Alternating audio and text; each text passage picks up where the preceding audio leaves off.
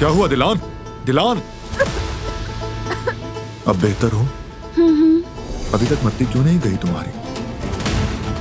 तुम ठीक नहीं हो, चलो मेरे साथ डॉक्टर के पास। नहीं, हम नहीं जा रहे हैं, मैं ठीक हूँ। मुझ में अब हिम्मत नहीं रही, थोड़ा आराम कर लूंगी तो ठीक हो जाऊंगी।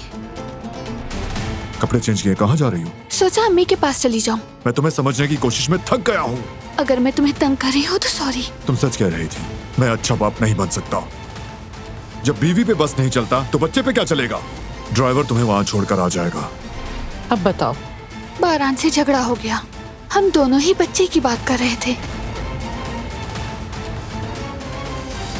अम्मी, मैं जरा वॉशरूम से होकर आती हूँ।